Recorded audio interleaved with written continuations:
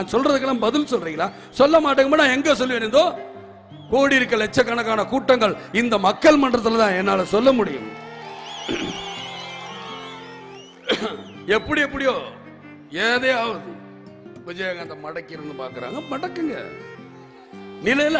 நான் என்ன சொல்றேன், எதுல மடம்? காசுல தானே. நில உச்ச ஆக்கிரமிப்பு, நில உச்ச வரம்பு, நிலத்தை எடுத்துக்க. என்ன ஏக்கர் நீ எடுத்துக்கியா? மக்கள் கொடுத்தது எடுத்துட்டு போய் எனக்கு தேவையில்லை. எனக்குன்னு ஒரு ஏதோ ஒரு இடம் கொடுப்பீங்களா? அது இருக்கும்ல.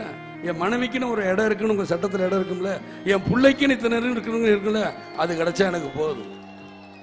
இவ்வளவு பேர் இருக்க. இந்த 4 பேர் வந்தா ஒரு நேரம் சோறு போட மாட்டீங்க.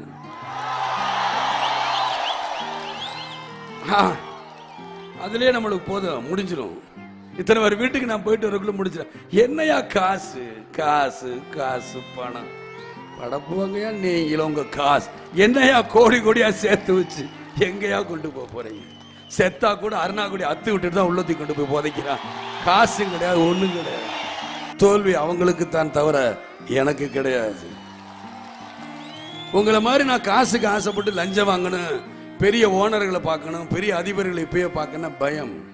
எனக்கு அந்த பயம் இல்லை. மக்கள்கிட்ட நேரடியாக போய் சொல்லுவேன், என்கிட்ட காசு இல்லை. அவன் கோடி கோடியா செலவு பண்ணுவான். நீங்க ஓட்டு போடுறீங்களா ஓட்டு போடலையா சொல்லுங்க.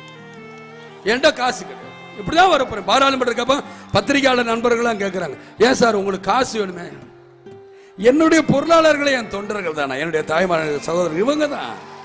வேற யாரும் என்னுடைய பொருளாளர் கிடையாது. இவங்களை நம்பிதான் நான் வரேன். நம்புறேன், என் மக்களை நம்புறேன். இந்த விஜயகாந்த் வாழ்ந்தான், இருந்தான், வாழ்ந்து கொண்டே இருப்பான். இந்த மக்களுக்காக தான் இருக்கணும் தான் நான் நினைக்கிறேன். ஏன்னா எனக்கு அது கிடைச்சா போதும். இதுமே நான் பார்க்காத புகழா பார்த்துட்டேன். 150 படம் நடிச்சு முடிச்சுட்டேன். உடனே 150 படம் நடிச்ச விஜயகாந்த் முதலமைச்சர் ஆசைப்படுறாருன்னா ஒருத்தங்க 1000 படத்தில் நடிச்சாங்க, அவங்க என்னன்னு? நான் அப்படி பேசலையே. நான் வாழ்ந்துட்டேங்கிறதா சொல்ல வர. 150 படம் நடிச்சுட்டேன், பாட்டு பாடிட்டேன், வசனம் பேசிட்டேன். பார்க்காத பணம் கிடையாது, பார்க்காத புகழ் கிடையாதுங்க. இதுக்கு மேல நான் ஒன்னு ஆசைப்பட்டு வரணுங்கிற அவசியம் எனக்கு கிடையாது.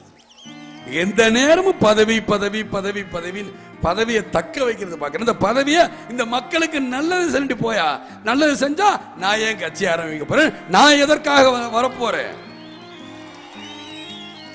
என்னவே இந்த மக்கள் தூக்கி பந்தாடிடுவாங்க. போ வீட்டுக்கு போ, அதான் நல்ல மனுஷன் இருக்காங்கன்னு சொல்லிப்பாங்களே. நீங்க தான் நல்லவர்கள் இல்லாத அழிக்கிறீங்களே. செய்திகளை உடனுக்குடன் தெரிந்து கொள்ள உடனே சப்ஸ்கிரைப் பண்ணுங்க.